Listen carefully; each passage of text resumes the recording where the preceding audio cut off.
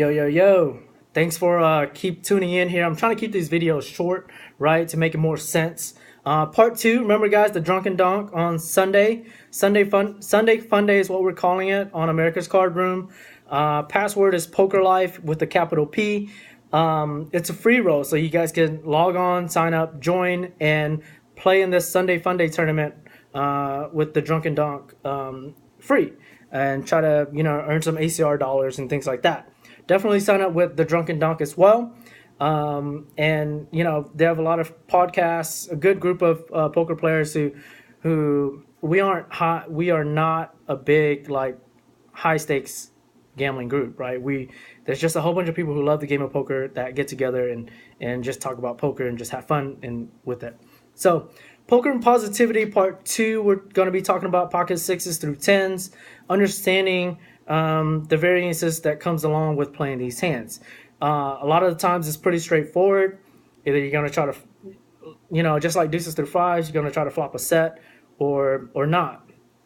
A lot of people will try to flop a set no matter what, right? They'll call any 4x, 5x raises in a cash game to try to flop it.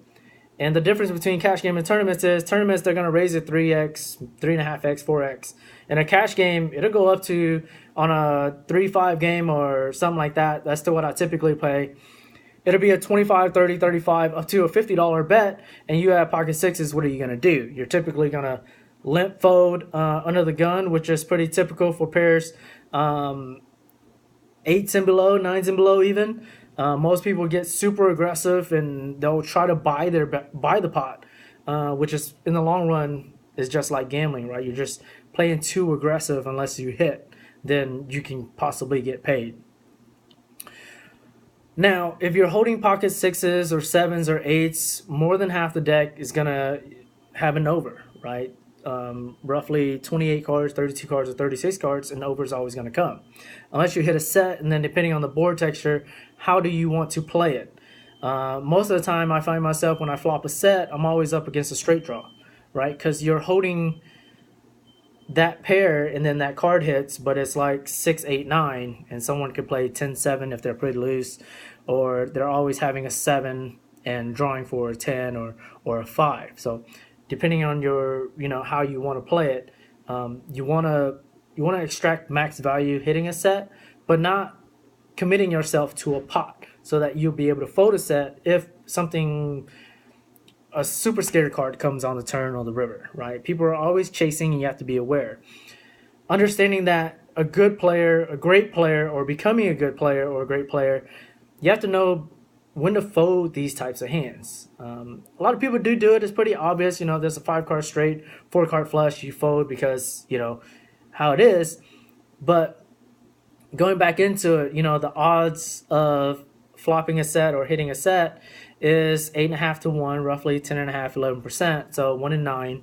And are you able to call a C bet if the money's right? If you call a C bet, because there's one over on the board, are you going to continue to the river? So you have to remember how they're going to play. So if you have, let's say, pocket tens, everyone hates it. It's like playing jacks, but we'll get into jacks later in the third part of this episode. Let's say you have pocket tens and the flop is jack 5, 7, right? And the pre-flop raiser raised it, and then C bets about roughly half to 3/4 of the pot, 65% of the pot. Typically happens, right? They're trying to represent a jack. You have to remember, just because they pre-flop bet it doesn't mean they have a jack. What are they pre-flop betting with? It has to be either a pair, ace king, ace queen, or queens, kings, and aces.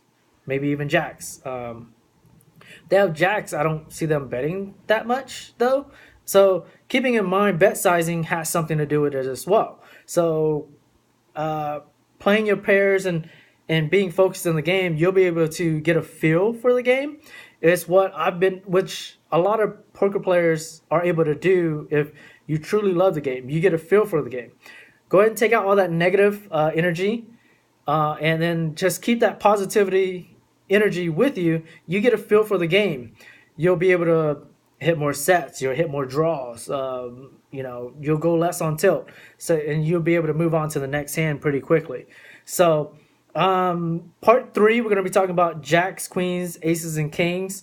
A little bit more, the higher hands here, higher pairs, and, keep in tune for part 3. It's coming up right after this. I'm posting all 3 videos all at once. If you guys have any comments or concerns or input, feel free to put it in the notes in the comment section. I like talking poker. Everybody's different on how they play the game, and I'm just putting my 2 cents out there for you.